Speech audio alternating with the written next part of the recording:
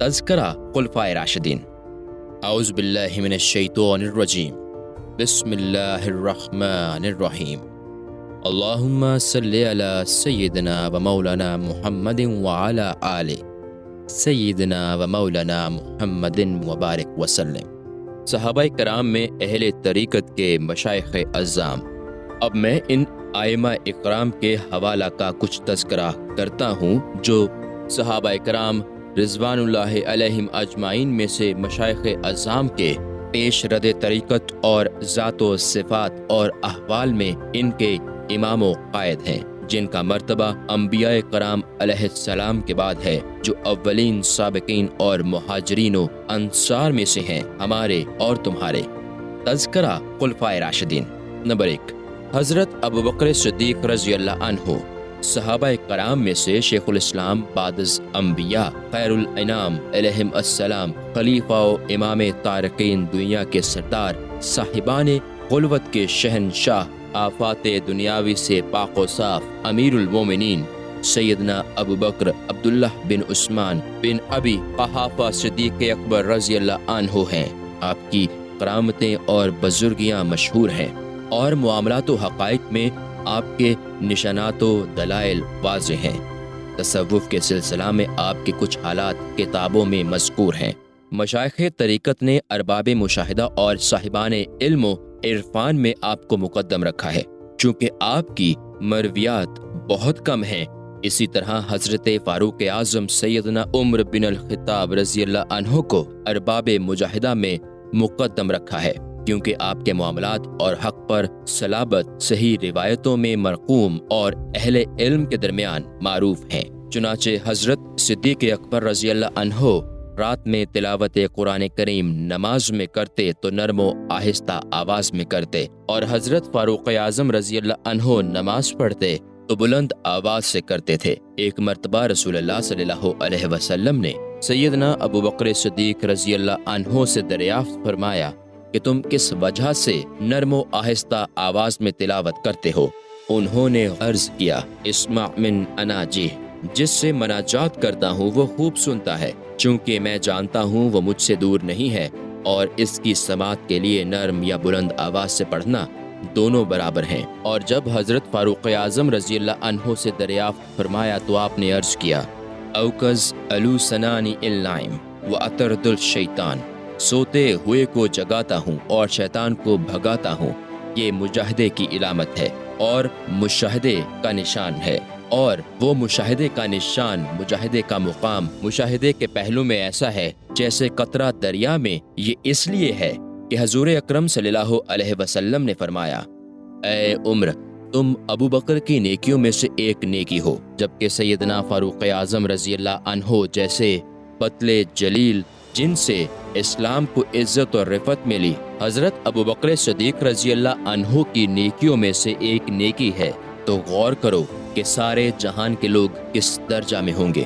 سیدنا ابوبکر صدیق رضی اللہ عنہ فرماتے ہیں کہ دارنا فانتے و احوالنا آرتے و انفاسنا معدودہ و کسلنا موجودہ، ہمارا گھر فانی ہے، ہمارے احوال آری ہیں، ہمارے سارے سانس گنتی کے ہیں، اور سستی و کاہلی موجودہ ظاہر ہے۔ لہٰذا فانی گھر کی تعمیر کرنا جہالت، آریتی حال پر اعتماد کرنا نادانی، گنتی کے سانسوں پر دل لگانا غفلت، اور کاہلی کو دین سمجھ لینا سراسر نقصان و خسارہ ہے۔ اس لیے کہ جو چیز آریختن لی جاتی ہے اسے واپس کرنا ہوتا ہے، اور جو چیز واپس جانے والی ہوتی ہے وہ باقی نہیں رہتی، اور جو چیز گنتی میں آئے وہ محدود ہوتی ہے، اور سستی و کاہلی کا تو کوئی علاج ہی نہیں۔ اس ارشاد میں آپ نے ہمیں تلقین فرمائی کہ یہ دنیا اور اس کی ہر چیز فنا ہونے والی ہے، اس کے جانے کا اندیشہ نہ کرنا چاہیے، اور نہ اس کی خاطر اس سے دل لگانا چاہیے، کیونکہ جب تم فانی سے دل لگاؤ گے تو باقی سے پوشیدہ اور حجاب میں رہ جاؤ گے۔ حالانکہ یہ دنیا اور یہ نفس طالب حق اور اس کے محبوبوں کے لیے حجاب و پردہ ہے، وہ دونوں سے اجتناب کرتے ہیں۔ جب یہ بات معلوم ہو گئی کہ یہ دنیا اور اس کا تمام ساز و سامان سب عارضی اور عاریت کی چیزیں ہیں، ان کو اپنی ملک سمجھ کر ان میں مالک حقیقی کی اجازت اور اس کی منشا کے خلاف تصرف کرنا کتنی نادانی ہے۔ حضرت صدیق اکبر رضی اللہ عنہ اپنی مناجات میں عرض کیا کرتے تھے کہ اے خدا، دنیا کو میرے لیے کشادہ فرما، لیکن مجھے اس میں مبتلا ہونے سے محفوظ رکھ۔ دنیا کی فراخی کی دعا کے بعد اس سے محفوظ رکھنے کی التجا میں ایک لطیف اشارہ ہے، وہ یہ کہ دنیا دے تاکہ شکر بجا لاؤں، پھر یہ توفیق دے کہ اسے تیری راہ میں اپنے ہاتھ سے خرچ کر دوں اور اپنا رخ تیری طرف پھیر دوں، تاکہ شکر اور انفاق فی سبیل اللہ کا درجہ پاؤں، اور مقام صبر بھی حاصل کروں تاکہ فقر میں پریشان نہ ہوں اور فقر پر میرا اختیار ہو۔ اس مفہوم سے اس قول کی تردید بھی ہو جاتی ہے کہ جس نے یہ کہا کہ جس کا فقر اضطراری ہو وہ فقر اختیاری سے زیادہ کامل ہوتا ہے۔ اگر اضطراری ہو تو یہ فقر کی صفت ہے، اور اگر اختیاری ہو تو یہ فقر بندے کی صفت ہے، اور جب اس کا عمل کشش فقر سے منقطع ہو جائے تو اس سے بہتر ہے کہ وہ تکلف سے اپنا درجہ بنائے۔ سیدنا داتا گنج بخش رحمۃ اللہ علیہ فرماتے ہیں کہ صفت فقر کا اس وقت زیادہ ظہور ہوتا ہے جبکہ تونگری کی حالت میں اس کے دل پر فقر کا ارادہ ہو، پھر وہ ایسا عمل کرے جو اسے ابن آدم کی محبوب چیزوں سے یعنی دنیاوی مال و متاع سے دست کش کر دے، نہ کہ فقر کی حالت میں اس کا دل تونگری کی خواہش سے بھرپور ہو اور وہ ایسے عمل کا ارتکاب کرے جس کی بنا پر تونگروں، بادشاہوں اور درباریوں کے دروازوں پر جانا پڑے۔ صفت فقر تو یہ ہے کہ انسان تونگری چھوڑ کر فقر اختیار کر لے، نہ کہ فقر میں مال و منال اور جاہ و حشمت کا طالب ہو۔ سیدنا صدیق اکبر رضی اللہ عنہ کا رتبہ انبیاء علیہ السلام کے بعد ساری مخلوق سے افضل و مقدم ہے، اور یہ جائز نہیں ہے کہ کوئی ان سے آگے قدم رکھے اور معنوی اعتبار سے مقدم ہو جائے۔ فقر اختیاری کو فقر اضطراری پر مقدم و افضل رکھا ہے، یہی تمام مشائخ طریقت کا مذہب ہے۔ حضرت ظہری رضی اللہ عنہ آپ کے بارے میں فرماتے ہیں کہ جب حضرت صدیق رضی اللہ عنہ نے بیعت خلافت لی تو آپ نے منبر پر کھڑے ہو کر خطبہ میں ارشاد فرمایا، خدا کی قسم، ایک دن یا ایک رات کے لیے بھی میں امارت کا خواہاں نہیں ہوا، اور نہ مجھے اس کی رغبت ہے، اور نہ ظاہر و باطن میں خدا سے اس کا سوال کیا ہے، اور نہ میرے لیے امارات میں راحت ہے۔ اللہ تعالیٰ جب بندہ کو کمال صدق پر فائز کرتا اور عزت و منزلت کے مقام پر متمکن فرماتا ہے تو بندہ صادق منتظر رہتا ہے کہ حق تعالیٰ کی طرف سے کیا حکم ہوتا ہے، جیسا بھی اس پر حکم وارد ہوتا ہے وہ اس پر قائم رہتا ہے، اس میں وہ اپنے تصرف و اختیار کو کام میں نہیں لاتا۔ یہی صورتحال حضرت صدیق اکبر رضی اللہ عنہ کی تھی۔ آپ نے ابتدا میں بھی ویسی ہی تسلیم و رضا کو اختیار فرمایا جس طرح انتہا میں اختیار فرمایا۔ صوفیہ کرام نے ترک دنیا اور حرص و منزلت کے چھوڑنے کو فقر پر اور ترک ریاست کی تمنا کو اس لیے پسند کیا کہ دین میں حضرت صدیق اکبر رضی اللہ عنہ تمام مسلمانوں کے امام عام ہیں اور طریقت میں آپ تمام صوفیہ کے امام خاص۔ نمبر 2، سیدنا عمر فاروق رضی اللہ عنہ دوسرے خلیفہ راشد، سرہنگ اہل ایمان، مقتدائے اہل احسان، امام اہل تحقیق، دریائے محبت کے غریق سیدنا ابو حفص عمر بن الخطاب رضی اللہ عنہ ہیں۔ آپ کے فضائل و کرامات اور فراست و دانائی مشہور و معروف ہیں۔ آپ فراست و صلابت کے ساتھ مخصوص ہیں۔ طریقت میں آپ کے متعدد لطائف و دقائق ہیں۔ اسی معنی و مراد میں حضور اکرم صلی اللہ علیہ وسلم کا یہ ارشاد ہے کہ الحق ینطق علی لسان عمر، ابن ماجہ، حق عمر کی زبان پر بولتا ہے۔ یہ بھی فرمایا کہ قد کان فی الامام محدثون فإن یقو منہم فی امتی فعمر، بخاری شریف۔ گزشتہ امتوں میں محدثین گزرے ہیں، اگر میری امت میں کوئی محدث ہے تو وہ عمر رضی اللہ عنہ ہیں۔ طریقت کے بکثرت رموز و لطائف آپ سے مروی ہیں۔ اس کتاب میں ان سب کا جمع کرنا دشوار ہے، البتہ ان میں سے ایک یہ ہے کہ آپ نے فرمایا العزلۃ راحت من خلفاء السوا، بدوں کی ہم نشینی سے گوشہ نشینی میں چین و راحت ہے۔ گوشہ نشینی کے दो तरीक।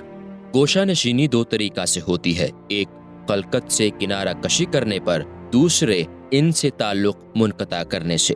खलकत से किनारा कशी की सूरत ये है कि इनसे मुंह मोड़कर खुलवत में बैठ जाए और हम जिन्सों की सोहबत से ज़ाहरी तौर पर बेजार हो जाए और अपने आमाल के अयूब पर निगाह रखने से राहत पाए, खुद को लोगों के मिलने जुलने से बचाए और अपनी बुराइयों से इनको महफूज रखे। और दूसरा तरीका यह कि खलकत से ताल्लुक मुनक़ता करे। इसकी सूरत यह है कि इसके दिल की कैफियत ये हो जाए कि वो ज़ाहिर से कोई इलाका न रखे।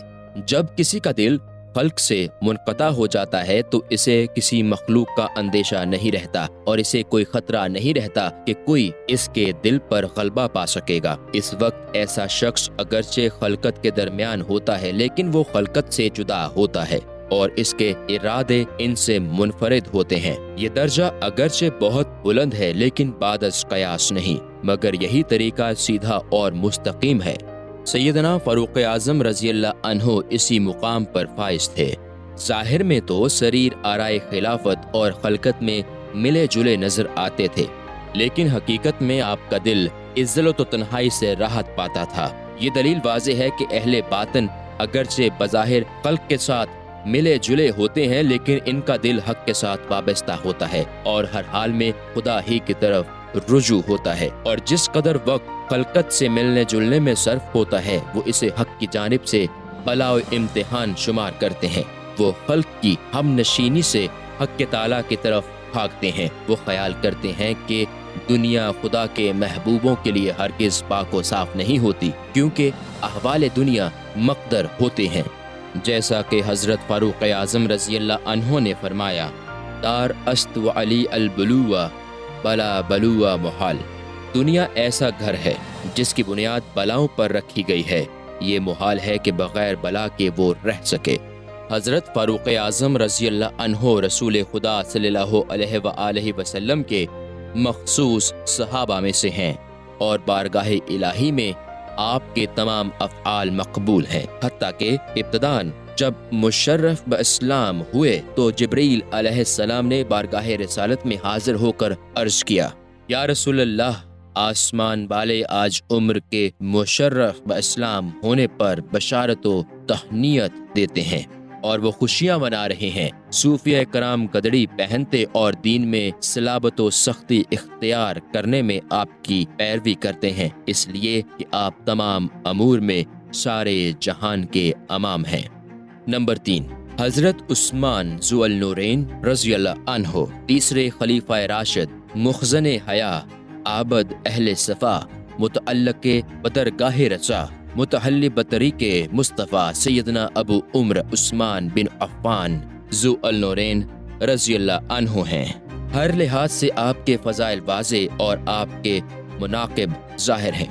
हज़रत अब्दुल्लाह बिन रबाह और हज़रत अबू क़तादा रज़ी अल्लाह अन्हो बयान करते हैं कि जिस दिन बलाइयों ने आपके घर का मुहासरा किया, हम अमीरुल मोमिनीन सैयदना उस्मान ज़ुअल नूरैन रज़ी अल्लाह अन्हो के पास मौजूद थे। बलवाई जब दरवाजे के सामने जमा हो गए तो आपके गुलामों ने हथियार उठा लिए। आपने फरमाया, जो हथियार ना उठाए वो मेरी गुलामी से आज़ाद है। रावी बयान करते हैं कि हम अपने खौफ के सबब बाहर निकल आए। असनाए राह में हज़रत इमाम हुसैन इब्ने अली अल मुर्तज़ा रज़ी अल्लाह अन्हुम आते हुए मिले। हम इनके हमरा फिर हज़रत उस्मान रज़ी अल्लाह अन्हो के पास आ गए ताकि देखें कि इमाम हसन मुश्तबा रज़ी अल्लाह अन्हो क्या करते हैं। जब इमाम हसन मुश्तबा रज़ी अल्लाह अन्हो अंदर दाखिल हुए तो सलाम अर्ज किया, फिर बलवाइयों की हरकत पर इजहार अफसोस करते हुए कहा, ए अमीरुल मोमिनीन, मैं आपके हुक्म के बगैर मुसलमानों पर तलवार बेनियाम नहीं कर सकता। आप इमाम बरहक हैं, आप हुक्म दीजिए ताकि आपसे इस कौम को दूर कर दूं। हज़रत उस्मान रज़ी अल्लाह अन्हो ने जवाब में फरमाया, ए मेरे भाई अली रज़ी अल्लाह अन्हो के फर्जंद, जाओ अपने घर आराम करो यहाँ तक कि अल्लाह का कोई हुक्म वारिद हो। हमारे लिए लोगों के खून बहाने की ज़रूरत नहीं।